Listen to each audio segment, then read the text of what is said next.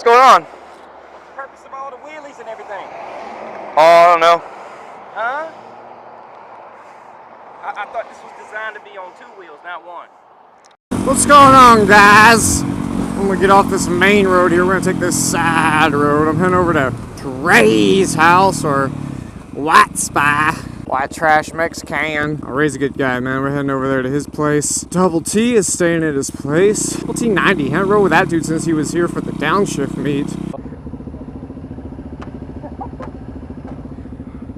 Raggedy fuck! What is this? When did that happen? Hey now, my bike's been vandalized.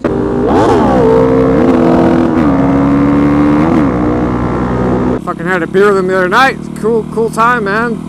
He really didn't get to hang on the downshift meet. But yeah, we really didn't hang out. So I don't know. Try to go fucking hang out with him, but apparently he's at some stunt show thing in fucking Fort Worth. You know, I was just out there on the main road, and there's a very more direct way to go to Spy vs. Spy's house. But I'm gonna take the scenic route. It's a little longer. It's gonna take me a little longer to get there. But fuck that road back there, man.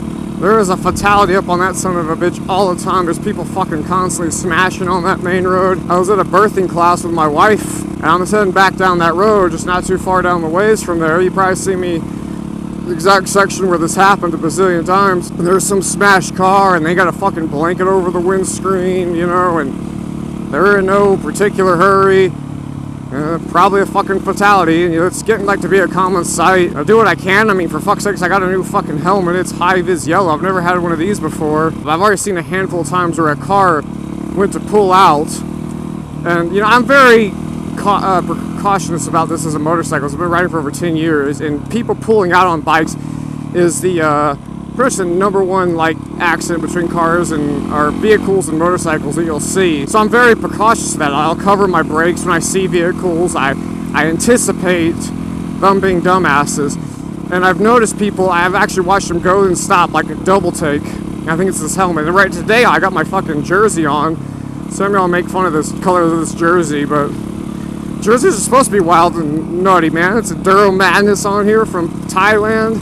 It's got my name, TheGardenSnake, on the back, you know. It's a pretty cool jersey, but fuck, these colors are bright. It's got a lot of yellow and big blues in it. I should be fairly visible, but I still try to minimize risks sometimes. But a guy who joined us for a ride from one of the last Cars and Coffee I went on, I missed the last month's one, but the one before that, guy was on this like white Gixxer, stretched and slammed.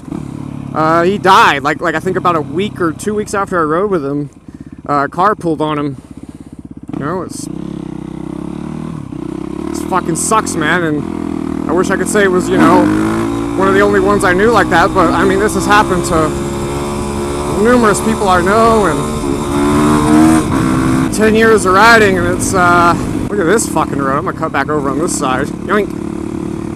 Good thing having a motard sometimes on these shittier roads, though. Got all these tar strips in there, and it makes it fucking really shitty for a motorcycle tire to get caught up in them. You avoid one situation to put yourself into another. Statistically, there's more wrecks on country roads like this, like percentage-wise, for numbers of drivers on them. And I think the reasons for that is higher speeds on these roads. I think people pay less attention because there is less traffic out here.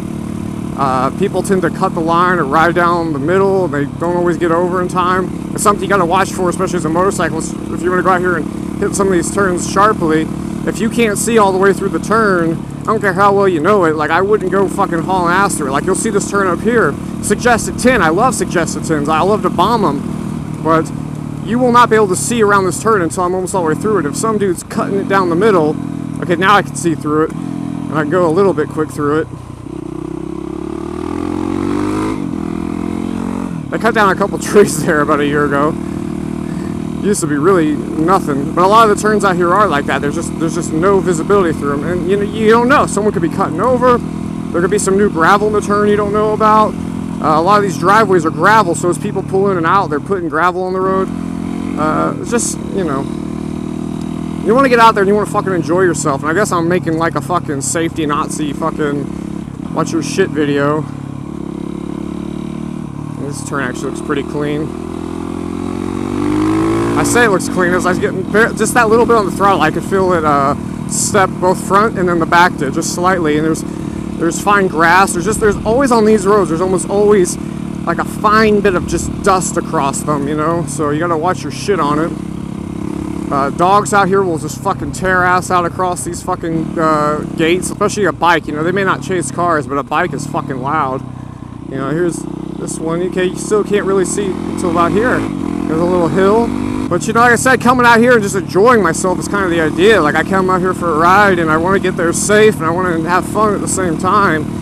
And even though there's risks out here, I just prefer them to the ones on the big roads out there. You know, that's why you guys often see me on these backcountry roads and not in tight city traffic. You know, I think people that live in congested cities that have lots of motorcycles or scooters are safer than people who live out here where there's not as many, because the drivers out here are less concentrated looking for motorcycles or scooters, you know. They don't really paying as much attention. I mean, out here it's still legal to talk on your phone, fucking text to drive, it's all fucking legal. Here there's a narrow bridge. You gotta watch for, you know, Prius and you will fit on it easy, but you gotta watch for big trucks on here because they, you know, even that Prius it was over the line. That's fine, you know. I mean, I had, you know, time to adjust. I'm not bitching at the Prius. I'm just saying, you know, little things like that you gotta watch for out here. And as a motorcyclist too, you learn.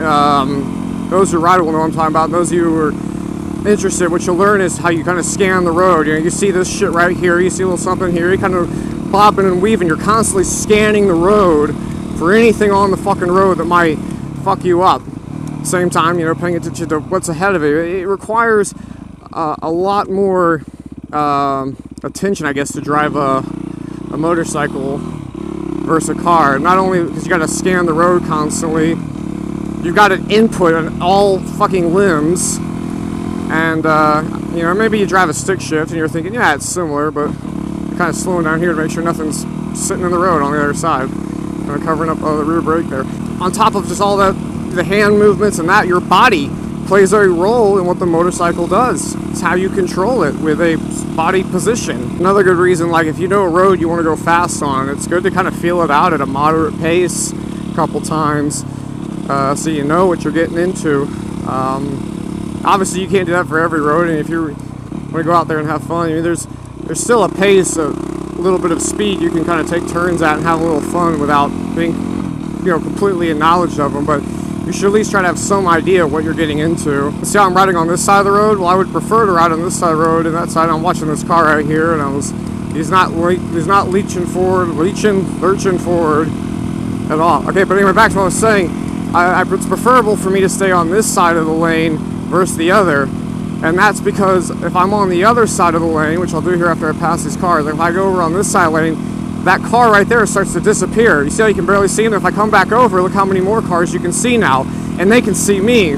It's really important that you kind of have this visibility between you guys. And you're always trying to position yourself in a way that makes the most sense to keep yourself visible. And often it's to stay on the left side of a lane. But sometimes, you know, the situation will be reversed. But I often find it's usually the left side that's a little bit more important. But you'll see me switch sides sometimes. It may not make sense to you. Gravel right there. Gravel coming up on this turn, so you got to kind of watch your line here coming through. You can see, I may not pick up on the camera, there's tracks probably off somebody's tires. Maybe they're wet and he had a bunch of sand on them. Let's put a little sand in the road.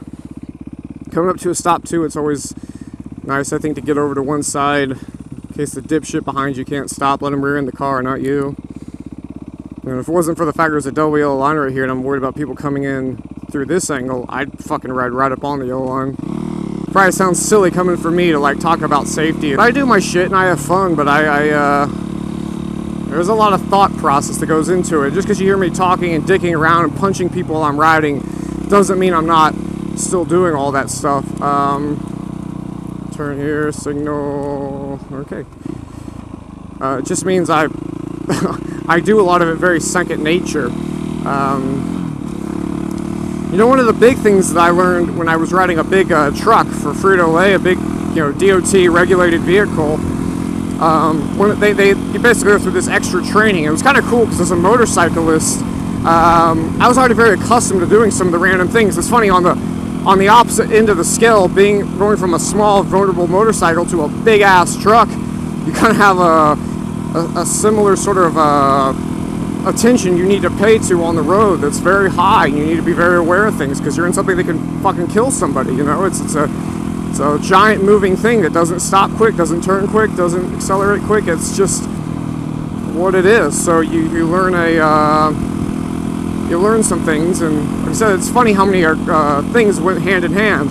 One of them was they called your eye lead time. I talked about before scanning the road as well as what's all your surroundings. I mean, your eye lead time is how far ahead of you are you paying attention? What are you looking at down the road, and what are you thinking about? You know, the average driver has something like, I think, a 2 to 3 second eye lead time.